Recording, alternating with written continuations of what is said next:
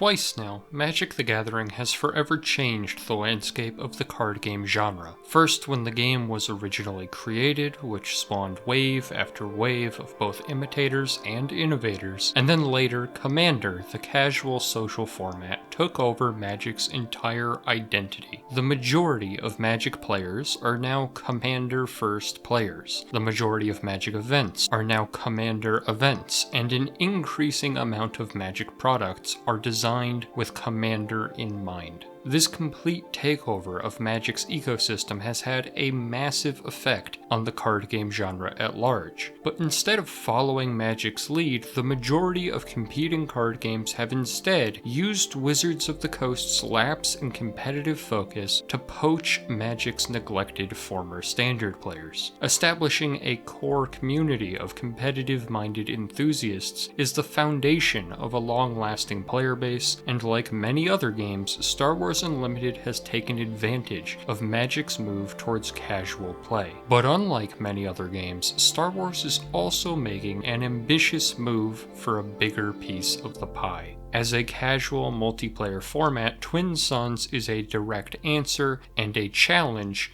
to the success of Commander. But unlike many other card games' multiplayer options, Twin Suns is not just an afterthought. Even in the first year of Star Wars Unlimited's lifespan, Fantasy Flight has made Twin Suns a priority, and in doing so, they've given the mode a real chance of forming its own identity and going the distance as a worthwhile game mode, both for Commander fans and for Star Wars Unlimited players just looking for a break from tournament play. The name Twin Suns refers to the presence of two leaders in each deck, the first twist that sets the game mode apart from Commander. If you're not familiar with the core rules of Star Wars Unlimited, there are a number of elements that make the game unique, but one thing that isn't particularly original is the presence of a leader in every format, which functions extremely similarly to your Commander in Magic the Gathering. Leaders typically deploy onto the board once per game, but they also have an ability that affects the game when the leader isn't actively deployed. Being able to mix and match two separate leaders allows for a variety of interesting combinations, both in terms of game mechanics and just in terms of iconic Star Wars characters. Obviously, that Star Wars IP is a huge selling point for Twin Suns, but the game also fixes several of Commander's core problems, including price, pacing, and game length. There are several rules specific to Twin Suns that help with these issues, but a lot of the heavy lifting is done by Star Wars Unlimited's core rule set, specifically the action economy. Star Wars Unlimited is, if you don't know, an action economy game, where each turn takes the form of a single action,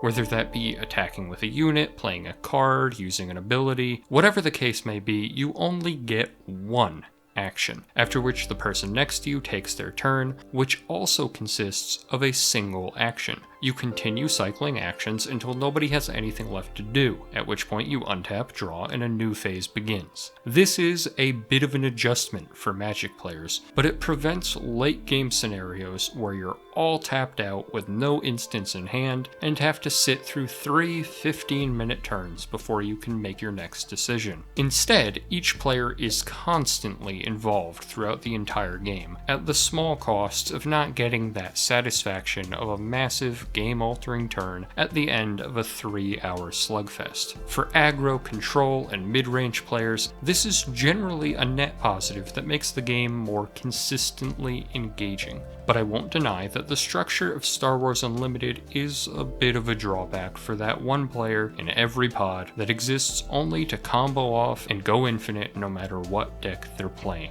You can still pull off some interesting combos, but with the current card pool, they're quite modest in comparison to Commander. That comparatively small card pool is growing rapidly, but the combination of the action economy and the lack of power creep just naturally leads to a much more methodical style of gameplay. Individual plays really feel like they matter, and the board state carries a lot of weight. Each unit is valuable, and how you trade your units in combat is often the deciding factor between a win and a loss. Despite this more methodical style, aggressive trading patterns are heavily incentivized by the game's rules, which allow the attacker to decide where damage goes, whether that be to a specific unit or right on through to an opponent's base. Not being required or able to hold back blockers encourages everyone to swing out early and often, cutting out the multi-turn stalemates close commander games are often subject to, and creating a more hectic game, and more importantly,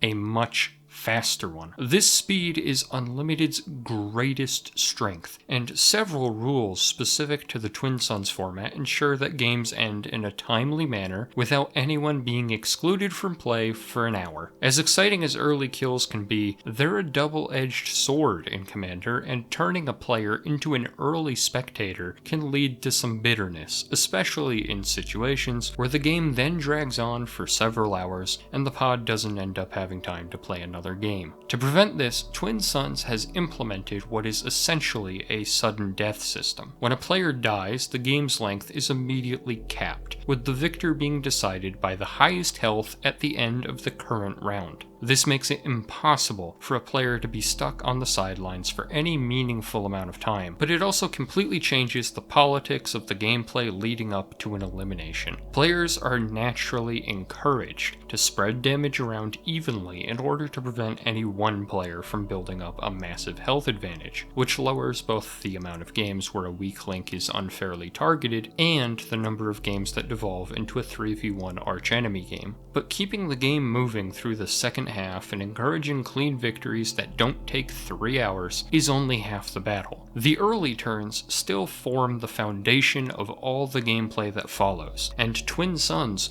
once again fixes one of Commander's major problems thanks to the lack of dedicated land cards. Even the most expertly crafted Magic decks will occasionally succumb to either mana flooding or getting mana screwed, equally frustrating situations where your hand is either full of lands or everything but. Even just missing a few land drops at the beginning of a long game can be enough to completely shut down a deck's game plan. So instead, Star Wars Unlimited has you play any card face down as a resource. This means that no matter what's in your hand, you're never missing a resource drop unless you want to be, but you're still required to make difficult choices throughout the game about which cards you'll keep in your hand and which you'll play into your resources. While this is technically a significant simplification of Magic's more nuanced land system, which allows for a variety of special land cards with unique effects, generally speaking, the loss of strategy is absolutely dwarfed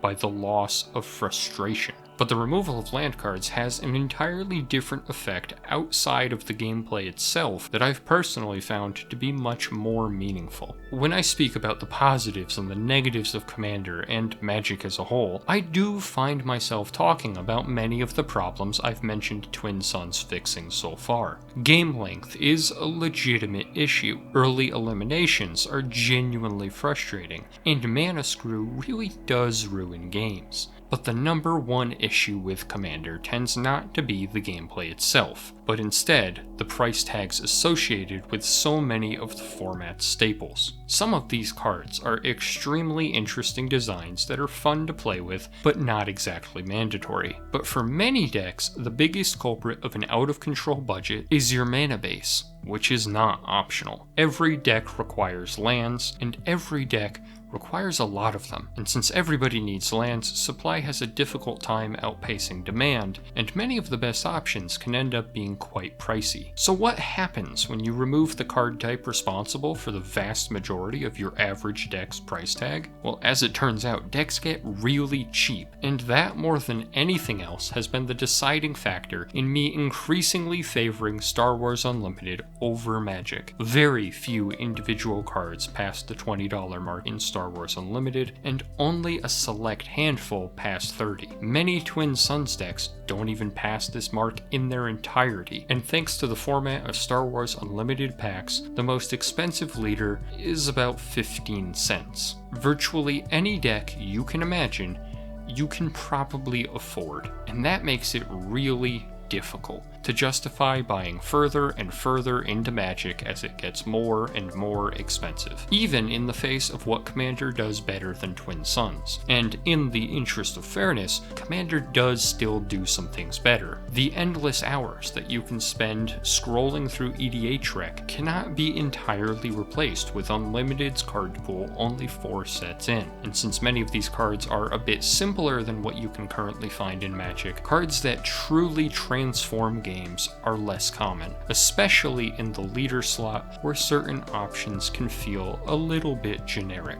Those cards that do transform the game with more meaningful effects can be quite interesting, but since Twin Suns does such an excellent job of regulating game length, you may find that games where you don't get to play your most expensive and most exciting cards are a little too common. As I mentioned earlier, the game's core rule set also doesn't really facilitate combo decks as an archetype, and as of right now, the limited card pool also heavily favors unit-centric gameplay, especially as a win condition. Many of these weaknesses can ultimately be tied back to Star Wars Unlimited being in its infancy, and will be alleviated as the card pool expands. But some of these differences between Commander and Twin Suns are just an inherent result of Unlimited's rule set, and ultimately a result of Star Wars Unlimited being its own game. It's obvious that Twin Suns was designed to alleviate some of the more common pain points found in Commander, and it's been quite successful in doing so.